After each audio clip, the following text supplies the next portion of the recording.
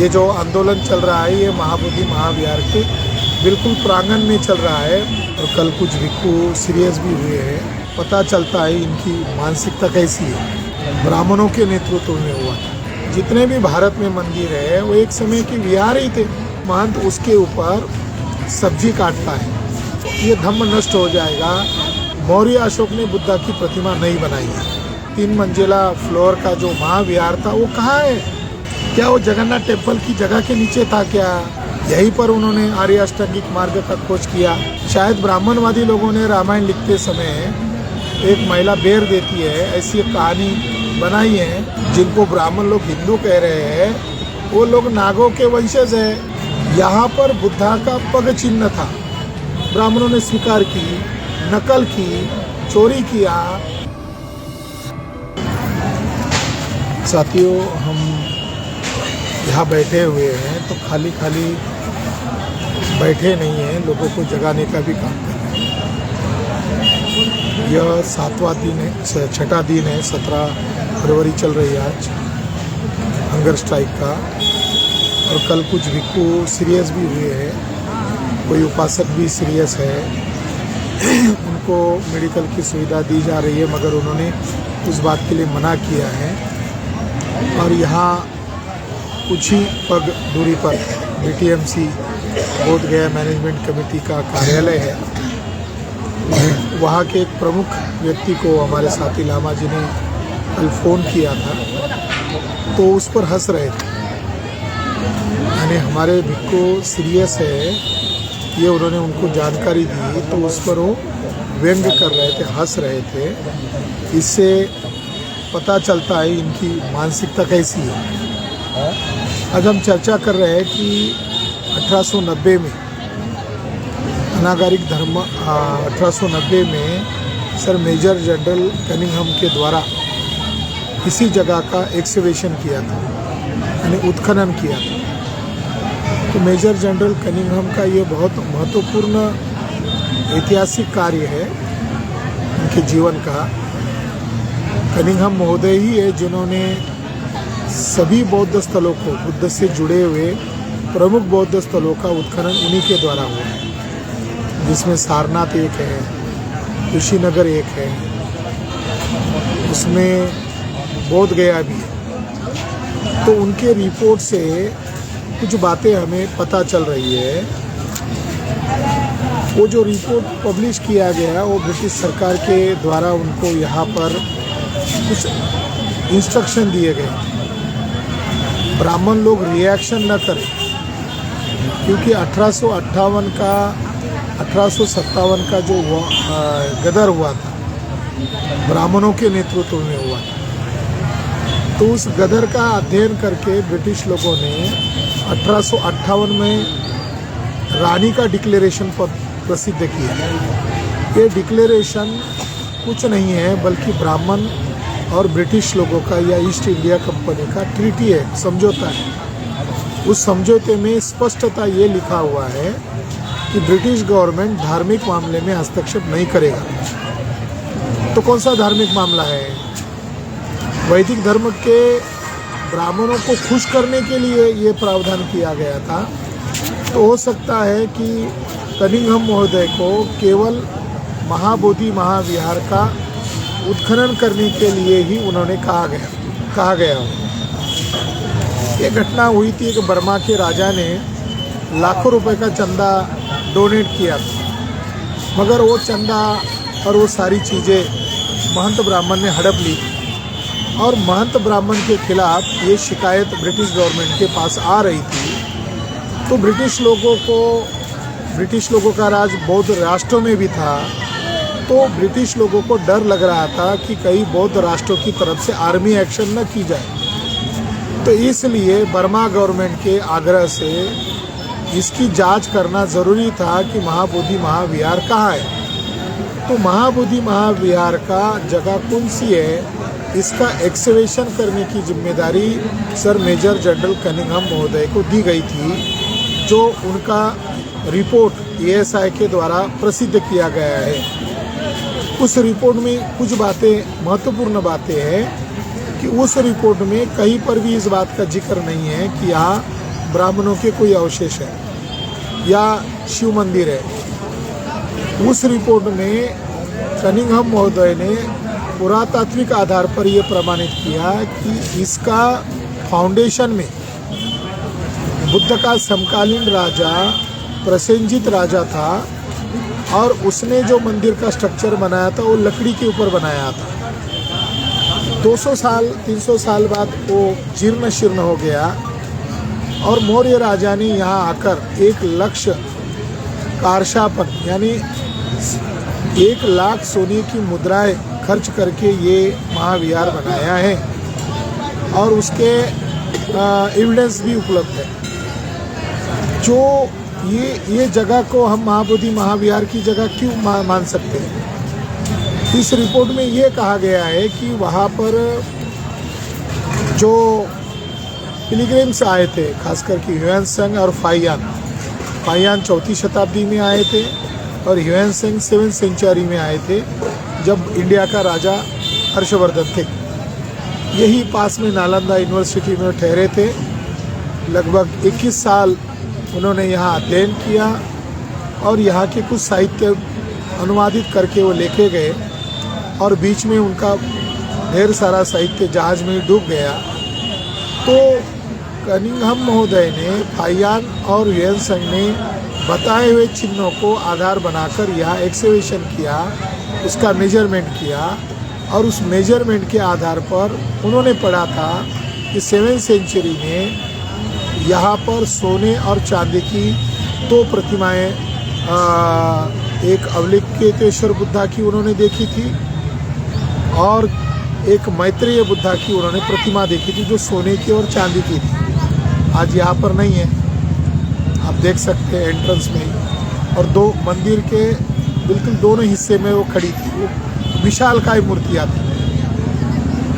और यहाँ के लोगों की, आम लोगों की ये धारणा थी, जैसे ह्वेनसेंग बताते हैं, यहाँ के जो बुद्धिस्ट श्रद्धालु लोग थे उनकी ये धारणा थी कि ये अवलोकितेश्वर और मैत्रेय बुद्धा की प्रतिमाएं अगर मिट्टी में दब जाएगी तो ये धम्म नष्ट हो जाएगा। तो लोगों के मन में इस जगह को लेकर कितना रिस्पेक्ट था उस बात से पता चलता है। ह्वेनसेंग ने और फाइयान ने यहाँ पर वज्रासन देखा था। बुद्धा की प्रतिमा बुद्ध के बहुत देर बाद बनना शुरू हुआ। मौर्य अशोक ने बुद्धा की प्रतिमा नहीं बनाई है। तो बुद्धा का प्रतीक क्या क्या बनाया मौर्य अशोक ने? तो मौर्य अशोक ने वज्रासन बनाया, मौर्य अशोक ने बोधि वृक्ष का चिन्ह बनाया, मौर्य अशोक ने हाथी ये प्रतीक बनाया है, त्रिरत्न ये प्रतीक बनाया है। तो यहाँ जो प्रतिमा थी वो वज्रासन की थी और उसके ऊपर मौर्यन शिल्प थे, तो वहाँ दिखाई नहीं दिए। कनिंघम महोदय जब यहाँ जो वर्णन उन्होंने देखा था वो वहाँ पर दिखाई नहीं दिया, क्योंकि बोधि वृक्ष का जो ढांचा था वो बदलाव हो चुका था और बोधि वृक्ष के नीचे जड़ों के अंदर वज्रासन दब गया था। उन्होंने यहाँ पर एक्सकवेशन किया और उन जड़ों से वो जो वज्रासन बाहर निकाला जो आज वहाँ पर स्थित है। उनको कठड़ा मिला है और उस कठड़े के आकार पर उन्हें पाली लिपि में, अशोकन लिपि में शब्द मिले हैं और उन्होंने निर्विवाद रूप से ये प्रमाणित किया है कि ये प्रियदर्शी सम्राट अशोक के द्वारा बनाया गया ही ये महाविहार है। और पास में ही दक्षिण दिशा में, जिसे मुचलिंद सरोवर कहते हैं, उसके पास में ही सम्राट अशोक के द्वारा एक पिलर खड़ा किया गया था जिस पर उन्होंने उसको संबोधि कहा गया है। यानी बुद्ध को यहाँ संबोधि प्राप्त हुआ है, इसलिए अशोक राजा ने वहाँ पिलर खड़ा किया है। अब उसका ऊपरी हिस्सा टूटा हुआ है और वो टूटा हुआ हिस्सा किधर है?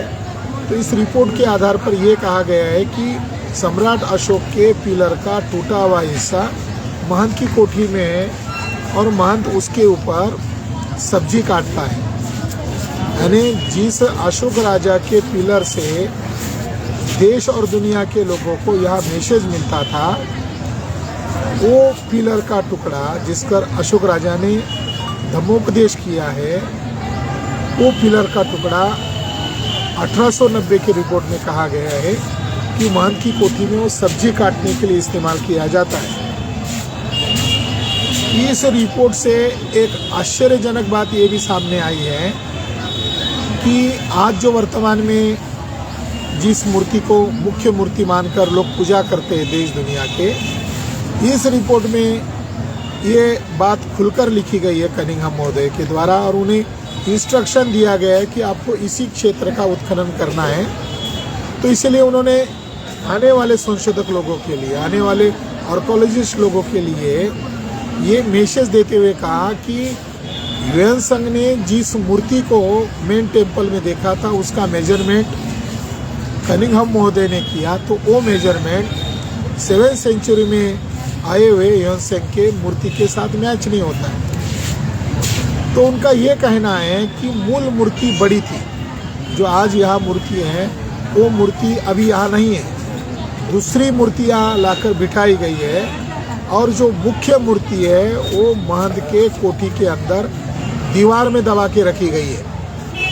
ये इस रिपोर्ट में कनिंघम महोदय ने कहा है। महंत की कोठी यहाँ से पूर्व दिशा की तरफ बस 700-800 मीटर अंतर पर ही है। तो उसके कोठी में तथागत शाक्य मुनि बुद्ध की मूर्ति दबा कर रखी हुई है। उसी के महंत की कोठी में मैंने जानकारी लेने के लिए मैं एक बार महंत की कोठी में गया था।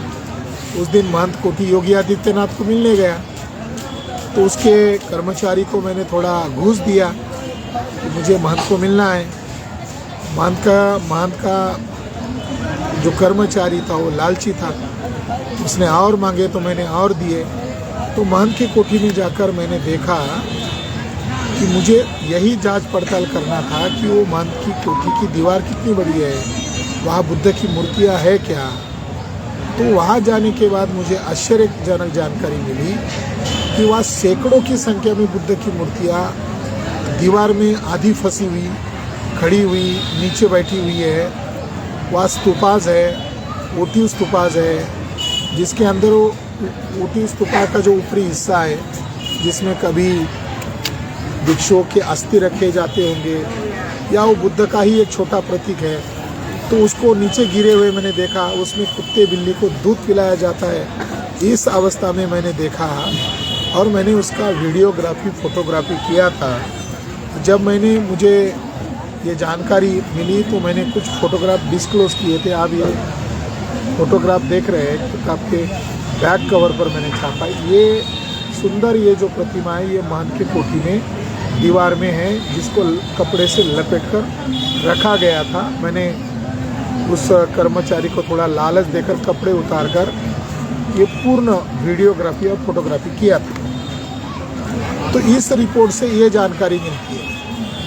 इस रिपोर्ट से ये जानकारी वेरीफाई की गई है यूएन संघ के द्वारा कि यूएन संघ जो मेजरमेंट बता रहे हो सही है क्या। तो इस रिपोर्ट में ढेर सारी जानकारी सामने आई है।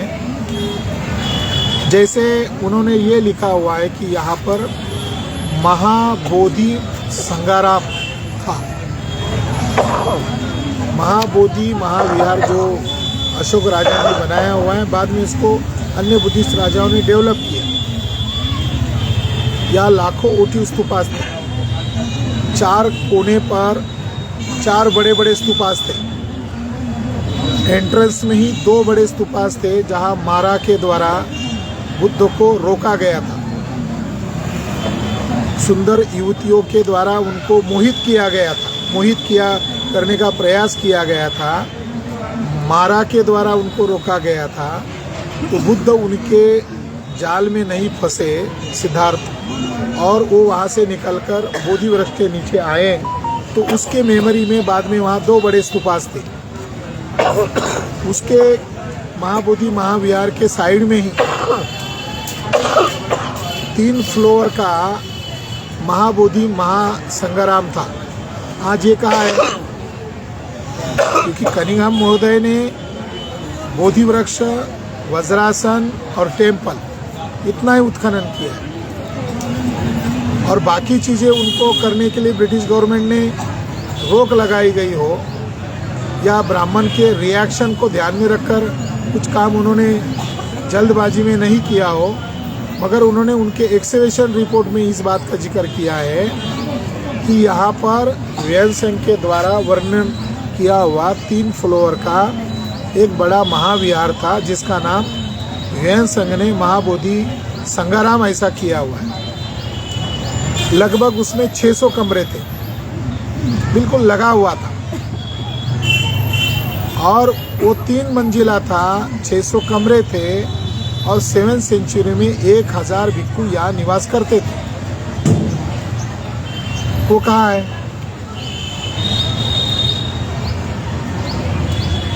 हमें लग रहा है कि ये जो जगन्नाथ टेम्पल ऊंचाई पर है, यहाँ पर वो संगाराम हो सकता था, वहीं पर उसके अवशेष है। और अभी तक archaeological survey of India, Bharat सरकार की पुरातत्व विभाग की एक शाखा है, जिसको बजट एलोकेट किया जाता है। अभी तक ह्वेन सांग ने बताया वहाँ जो 3 मंजिला फ्लोर का जो महाविहार था वो कहाँ है? आपका नाम क्या है?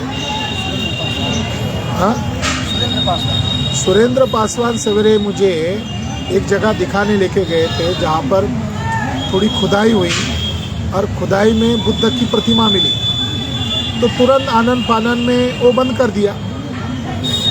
वहाँ पर सुअर पालते हैं, वहाँ लोग टट्टी करते हैं, पेशाब करते हैं, और वो जगह आर्कियोलॉजिकल सर्वे ऑफ डिपार्टमेंट के बिल्कुल पीछे की साइड में है।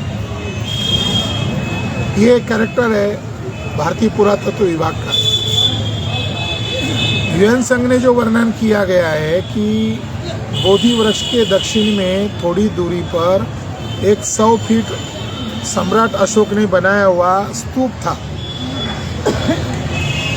दक्षिण यानी जहाँ हम अभी बैठे हुए, ये जो आंदोलन चल रहा है ये महाबोधि महाविहार के बिल्कुल प्रांगण में चल रहा है, उसके टेम्पल को ही लगा हुआ हिस्से में है। तो दक्षिण साइड में 100 फीट ऊंचा स्तूप था। वो स्तूप अभी तक ढूंढा नहीं गए।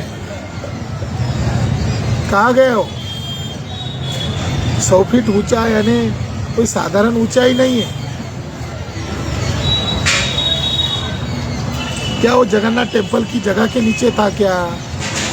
क्या यह बीटीएमसी का कार्यालय बना गया उसके नीचे था क्या? कहाँ है वो? बोधि वृक्ष के पूर्व सड़क पर दाई और बाई और 2 स्तूप बने थे। वो स्तूप आज वहाँ दिखाई देते हैं, पत्थर के होने के कारण वो स्तूप वहाँ दिखाई देते हैं। उत्तर पश्चिम में कश्यप बुद्ध की प्रतिमा थी, यानी ये जैसे शाक्य मुनि बुद्ध का ज्ञान स्थली है, संबोधि स्थल है, उसी तरह एक कश्यप बुद्ध है, यहाँ उनकी प्रतिमा थी। वो प्रतिमा आज गायब है। तथागत बुद्ध सिद्धार्थ जब नदी में, निरंजना नदी में गए थे, वहाँ उन्होंने स्नान किया था, वहाँ उन्होंने वस्त्र धोए थे, कपड़े धोए थे अपने, तो उसकी मेमोरी में एक स्तूप बनाया गया।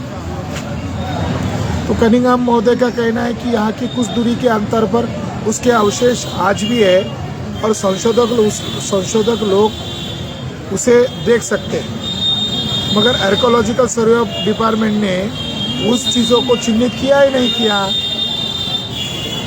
किया है। जितना काम ईमानदारी से ब्रिटिश आर्कियोलॉजिस्ट लोगों ने किया है, उतना 1% भी आज़ाद भारत में आर्कियोलॉजिस्ट लोगों ने नहीं किया है। दक्षिण की ओर जंगल में एक वृद्ध महिला ने बुद्ध को अपना जीर्ण वस्त्र दान दिया था, तो उसकी याद में एक स्तूप है।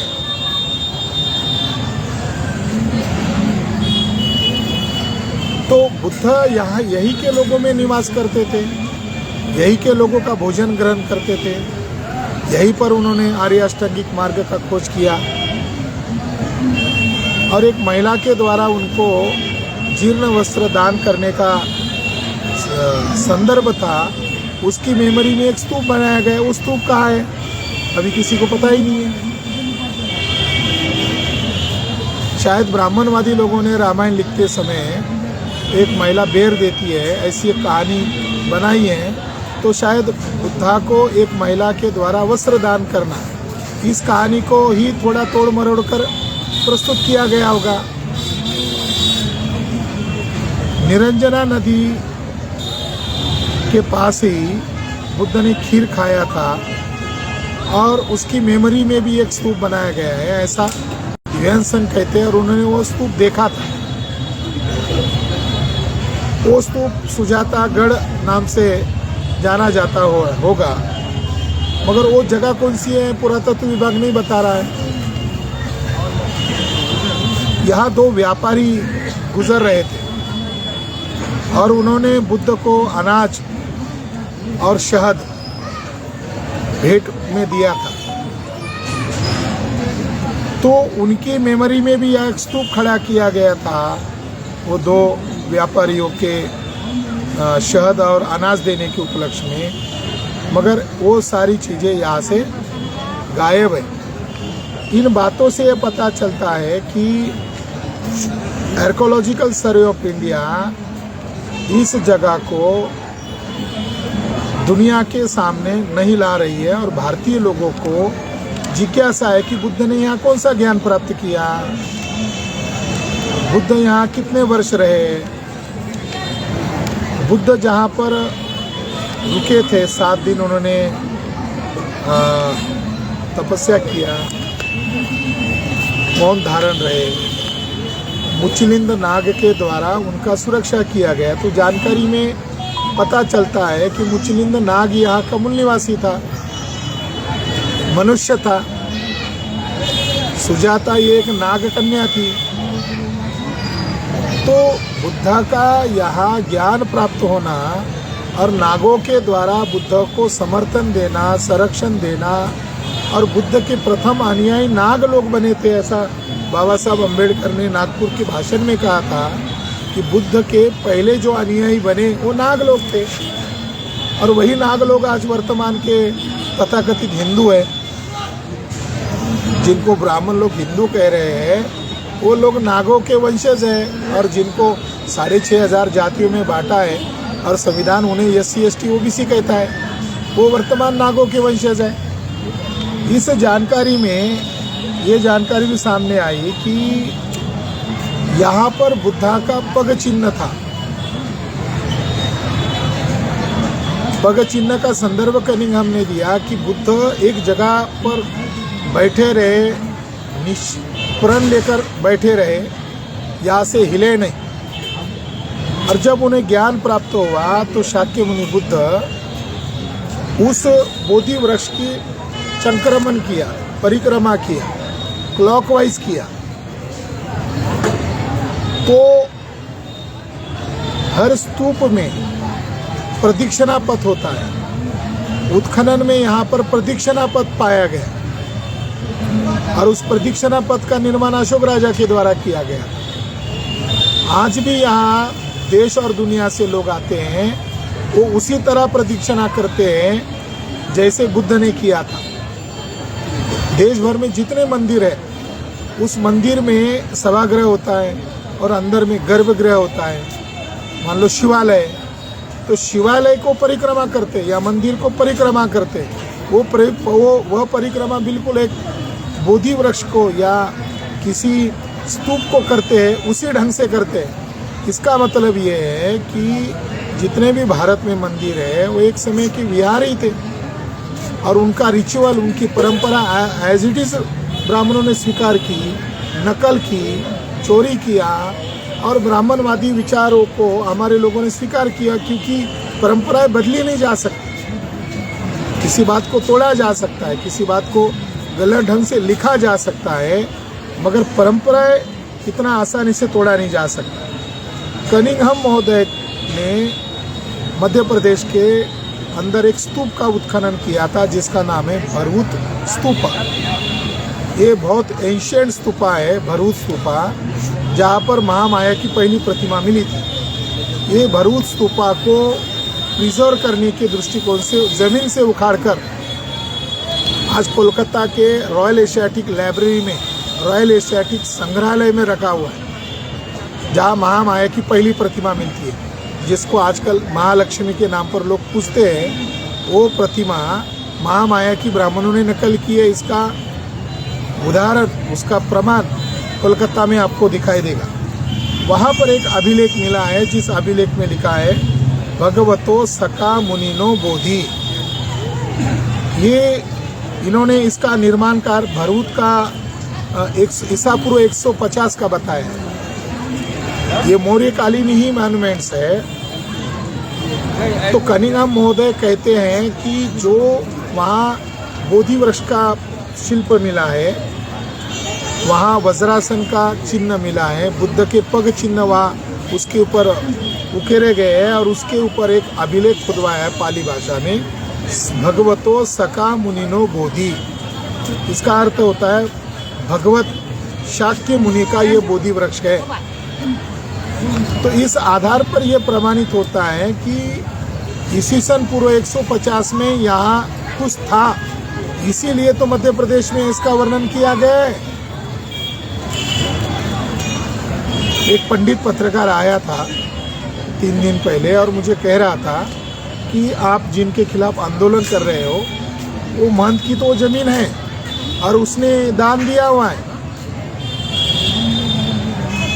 यानी पत्रकार को पत्रकार रहना चाहिए, मगर वो ओरिजिनल ब्राह्मण के रूप में बोल रहा था। वो जगह सम्राट अशोक की है, किसी महंत फियन की नहीं है। मगर पढ़ा लिखा पत्रकार किस ढंग से इस एरिया में प्रचार कर रहे हैं, ये इससे हमें जानकारी मिली। तो महाबोधि महाविहार यहाँ था। पीपल वृक्ष को बोधि द्रुम यानी ज्ञान का वृक्ष कहा जाता था। यहाँ बुद्ध ने 18 पग चले थे ज्ञान प्राप्ति के बाद, और ये मान्यता थी कि वहाँ बुद्ध के चलने के बाद चमत्कारिक ढंग से फूल उगे थे। उसका शाब्दिक अर्थ यही होता है कि ऐतिहासिक बुद्ध जो दुनिया के कल्याण के लिए उनको ज्ञान मिला है और इससे धरती के लोगों का कल्याण होने वाला है, उनका पग चिन्ह जो है वो मानव की मुक्ति के लिए है। तो प्रतीकात्मक ढंग से कमल के रूप से दिखाए, जैसे बुद्ध कमल पर बैठे हैं तो बुद्धत्व का वो प्रतीक है, और बुद्ध के पैर के नीचे कमल का खिलना ये ज्ञान का प्रतीक है, ये विश्व के कल्याण का प्रतीक है। तो ये 18 पग चले थे। ब्राह्मणवादी लोगों की रामायण महाभारत गीता, इसके अध्याय कितने? 18। पुराण कितने? 18। महाभारत कितने अध्याय में लिखा है? 18। तो ये 18 आंकड़ा यहाँ पैदा हुआ। महाबोधि महाविहार के बुद्ध के साथ जुड़ा हुआ ये 18 आंकड़ा है। और यहाँ नालंदा, तक्षशिला, विक्रमशिला, ये जो यूनिवर्सिटीज़ होती थी उन यूनिवर्सिटीज़ में यहाँ ढेर सारे इंस्क्रिप्शन भी मिले हैं, गुप्त काल के मिले हैं, अलग अलग पाल राजाओं के मिले हैं। यहाँ पर महामाया की एक प्रतिमा भी मिली है। यहाँ ढेर सारे त्रिरत्न मिले हैं। यहाँ पर जो दान देते थे अमीर लोग, स्तूप बनाते थे, बड़ा दान देते थे, और साधारण जो श्रद्धालु लोग थे वो मिट्टी का एक डिज़ाइन होता था, उसका महाबोधि का डिज़ाइन होता था और उसको मिट्टी में गर्म करके उसको भुनाया जाता था, वो यहाँ दान करते थे। और एकदम सर्वसाधारण गरीब भी रहे तो पीपल का पत्ता दान करते थे। तो यहाँ लाखों की संख्या में वो मुद्राएं मिली है जो लोगों के द्वारा दान की जाती थी। यहाँ बुद्ध पद जो मिला है उसी को ब्राह्मणों ने विष्णु पद कहा है। इस रिपोर्ट में ये बात खास तौर पर लिखी गई है कि बुद्ध का पद जो है, क्योंकि बुद्ध ज्ञान प्राप्ति के बाद चले थे 18 कदम, तो उनके मेमोरी में यहाँ बुद्ध पद मिले थे। तो इस रिपोर्ट में यह कहा गया है कि एक बुद्ध पद को उठाकर दूर एरिया में लेके गए जहाँ पंडों ने बाद में श्राद्ध करने का मंदिर बनाया, और उसी बुद्ध पद को ब्राह्मणवादी लोगों ने विष्णु पद के नाम पर प्रचार में लाया है। इस रिपोर्ट से ये कहा है। तो वो बुद्ध पद भी मुक्त होना चाहिए जो हमारा बुद्ध पद है, मगर जिसको विष्णु के नाम पर प्रचार में लाया जा रहा है। रामायण में तो इस जगह का उल्लेख ही नहीं है कि यहाँ श्राद्ध करना चाहिए। ब्राह्मणों ने महाभारत में ये लिखा हुआ है कि मगध अपवित्र जगह है, मगध में किसी ब्राह्मण को जाना ही नहीं चाहिए। ये महाबोधि महाविहार मगध रीजन में आता है, पाटलिपुत्र मगध रीजन में आता है। तो ब्राह्मणों ने मगध को अपवित्र क्यों कहा? क्योंकि ये पवित्र जगह था बुद्धिस्ट लोगों का, तो घृणावश उन्होंने कहा ये अपवित्र जगह है। तो बाद में ब्राह्मणों ने 80 जो तीर्थ क्षेत्र की सूची बनाई, उसमें गया को उन्होंने लास्ट में जोड़ा हुआ है। इस अभिलेख में एक खास अभिलेख मिला है जो महत्वपूर्ण अभिलेख है, जो लोगों की भावना क्या थी उस समय, वो बात इससे पता चलती है कि उस समय लोग क्या सोचते थे। एक राजा है, उसने इसको दान दिया था। युएनसन सिलोन का एक राजा था, सिलोन यानी श्रीलंका का एक राजा था, और उसका भाई भिक्खु बन गया था, और वो बुद्ध के पवित्र अस्थियों को ढूंढने के लिए पूरे भारत भर में घुमा था। तो लोगों ने उसको अत्यंत तिरस्कार से देखा था। फिर वो सिलोन में वापस लौट गया। फिर वो यहाँ इस पवित्र जगह पर आया, और यहाँ पर उसने बहुत सारा दान दिया, और उसने 7वीं शताब्दी में एक सिलोन के राजा की मन की भावना एक अभिलेख में यहाँ खुदवाई है। उसमें लिखा है, कोई भी भेदभाव न करते हुए सभी को सहायता करना, यह बुद्ध की शिक्षा है। और अब मैं राजघराने का व्यक्ति बुद्ध का एक सर्वसामान्य अनुयायी बन गया हूँ। बुद्ध के पवित्र अवशेषों को जतन करने के लिए और उसे सुरक्षित करने के लिए और अगले पीढ़ियों तक पहुंचाने के लिए मैं ये कार्य कर रहा हूँ, जिससे आने वाले लोगों को फ़ायदा होगा।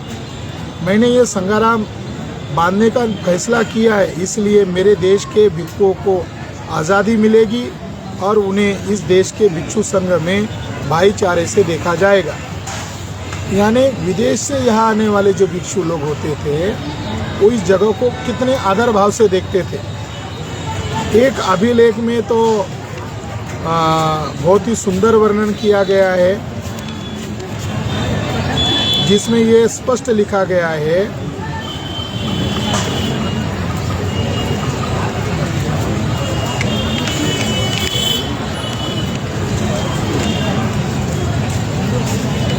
पाली भाषा में वो अभिलेख है, और जिसमें ये लिखा गया है कि जब तक, उसमें पाली भाषा में लिखा गया है, करितो यंत्रा वज्रासना बुद्ध गंधकुटी प्रसादा मुर्धा वृद्धि वगैरह वगैरह, और विहारमी चंद्र कर तारकाम भगवते बुद्धा। इसमें लिखा हुआ है कि वज्रासन गंधकुटी विहार, उसी तरह भगवान बुद्ध का प्रतिमाएं, ये शब्द पहले अभिलेख में है, और आगे ये लिखा हुआ है ये सब जब तक चंद्र सूर्य और तारे रहेंगे तब तक ये टिके रहेंगे। यानी जो दान करता व्यक्ति था उसने इस अभिलेख में लिखा हुआ है ये तब तक सुरक्षित रहेंगे जब तक चांद और सूरज बरकरार रहेंगे, ये धरती विश्व बरकरार रहेगा, तब तक ये अस्तित्व में रहेंगे। तो इस महाबोधि महाविहार के उत्खनन रिपोर्ट से जो बातें सामने आई वो बातें बहुत महत्वपूर्ण है, और इस रिपोर्ट को आधार बनाकर ही 1895 को महाबोधि महाविहार का विवाद हल किया गया था। महंत धर्मपाल बनाम महंत का जो केस चला था, उस केस को हल किया गया था और उसके लिए इस रिपोर्ट का आधार बनाया गया। आर्कोलॉजिकल आधार पर ये निर्विवाद रूप से महाबोधि महाविहार है। मगर महाबोधि महाविहार टेम्पल एक्ट 1949 यह बौद्धों के खिलाफ बनाया गया कानून है। ब्राह्मणों का वर्चस्व बरकरार रखने के लिए बनाया गया कानून है। और 5 मेंबर जो है वो ब्राह्मण रहेंगे और 4 मेंबर बुद्धिस्ट रहेंगे। वो बुद्धिस्ट भी रबर स्टैम्प की तरह रहेंगे और पांचों ब्राह्मणों के इशारे पर वो काम करेंगे, ऐसा प्रावधान उसके अंदर है। महंत उसके अंदर शब्द प्रयोग किया है। महंत इसका मतलब वंश आधारित मेंबर रहेगा। ये कौन सा कानून है? वांशिक तौर पर महंत इसका मेंबर रहेगा, प्रमुख मेंबर रहेगा। अगर वो निपुत्रिक रहा, अगर वो नाबालिग रहा, अगर वो मेंटल हुआ, तभी बदला जाएगा, ऐसा उस कानून में लिखा हुआ है। तो वांशिक आधार पर ब्राह्मणों का कब्जा होना यह बहुत बड़ा षड्यंत्र है और इसके लिए देश भर के लोग यहाँ आंदोलन कर रहे हैं। आज हमने चर्चा में सर मेजर जनरल कनिंघम के द्वारा जो उत्खनन किया हुआ जो रिपोर्ट है, एक्सकवेशन रिपोर्ट है, इस पर हमने चर्चा की है। कल हम चर्चा करेंगे 1895 को अनागरिक धर्मपाल का इस गया कोर्ट में जो केस चला था, हिस्टोरिकल केस चला था, उस कोर्ट के फैसले में क्या बातें सामने आई। महंत ब्राह्मण चुप क्यों हो गया?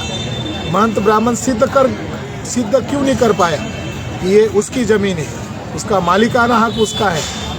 जब 1895 में सिद्ध नहीं कर पाया तो आज कैसे सिद्ध करेगा? वो सिद्ध नहीं कर सकते हैं। वो केवल सत्ता का दुरुपयोग करके बौद्धों के धरोहर पर कब्जा किया हुआ है। तो इस जानकारी से जो घर में बैठे हुए लोग हैं उनको पता चलेगा कि ये लड़ाई कोई साधारण लड़ाई नहीं है, ये असाधारण लड़ाई है। अगर आप महाबोधि महाविहार को मुक्त करोगे तो आप सभी धरोहर को मुक्त कर पाओगे। ये तो दिखने वाला दृश्य आज है, आज ये बता सकते हैं हमारा है।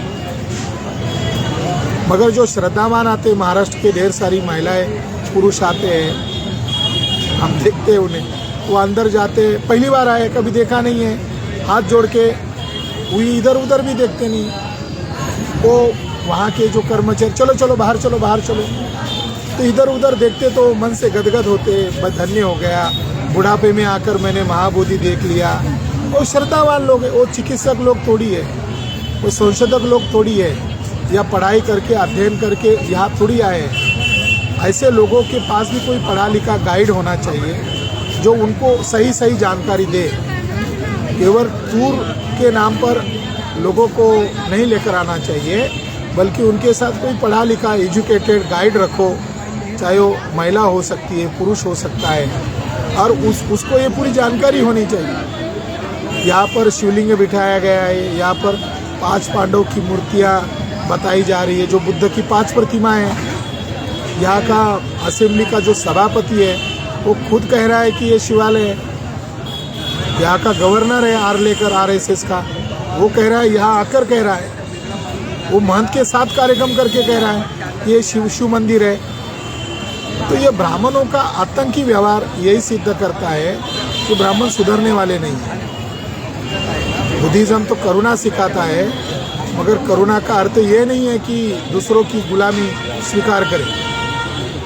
अगर ये महंत ब्राह्मण कब्जा नहीं हटाते हैं तो यह आंदोलन देशव्यापी भड़क सकता है, देशव्यापी उग्र आंदोलन हो सकता है, और वो यहाँ के लोगों की सहनशीलता का परीक्षा न ले। 2 भिक्खु अभी सीरियस है, कुछ उपासक लोग भी सीरियस है। यहाँ का जो दीनानाथ, भंते दीनानाथ जो है वो मजाक कर रहा था, हंस रहा था। जब उनको कहा गया कि यहाँ का भिक्खु सीरियस हो गया, वो हंस रहा था। वो मैनेजमेंट कमेटी में, तो स्वाभाविक है जिनके खिलाफ हमारी लड़ाई लड़ चल रही है वो मानने वाले थोड़ी है। हमारे आंदोलन को ध्यान में रखकर वो यहाँ यात्रा निकाल रहे हैं, आदमियों को शिव का पोशाक बनाकर रथ में बिठा रहे हैं, डीजे बजा रहे हैं, यहाँ का पीसफुल माहौल ख़राब कर रहे हैं। तो ये भारत भर के लोगों को जानना चाहिए कि ये लड़ाई कोई साधारण लड़ाई नहीं है, ये असाधारण लड़ाई है। और इस आंदोलन को आप जहाँ कहीं भी हो आप समर्थन दीजिए, वीडियो बनाइए, पोस्ट कीजिए। यहाँ लोग जान पर खेल रहे हैं, जी जान देने के लिए तैयार हैं, ताकि उनको ऐसा लग रहा है कि चाहे हम यहाँ हमारा आखिरी सांस ही क्यों न त्यागे, मगर हम देखना चाहते कि महाविहार हमारे आंखों के सामने मुक्त किया जा रहा है। ये हमारी अस्मिता की लड़ाई है, हमारी स्वाभिमान की लड़ाई है। ये बौद्ध धर्म के ऊपर एक कलंक है, विधर्मीय लोगों के द्वारा कब्जा, इस पवित्र बौद्ध धर्म तल पर कब्जा करना एक कलंक है। इस कलंक को मिटाना, इस कलंक को हटाना हर एक भारतीयों की जिम्मेदारी है। आप इसको लाइक कीजिए, शेयर कीजिए, अपने वीडियोस बनाइए, 2-2 मिनट के वीडियोस बनाइए, अपने ग्रुप्स में डालिए और इस बात का प्रचार कीजिए। ये आंदोलन गया जिले तक सीमित नहीं है, ये आंदोलन वैश्विक आंदोलन बन सकता है। अगर अलग अलग राज्यों के लोग इस आंदोलन को समर्थन करते हैं तो हम विजय हासिल कर सकते हैं, जीत हासिल कर सकते हैं। और आधुनिक भारत में संविधान का राज है और संविधान के चलते हुए संविधान को मानने वाले लोगों की जीत नहीं होगी तो किसकी जीत होगी?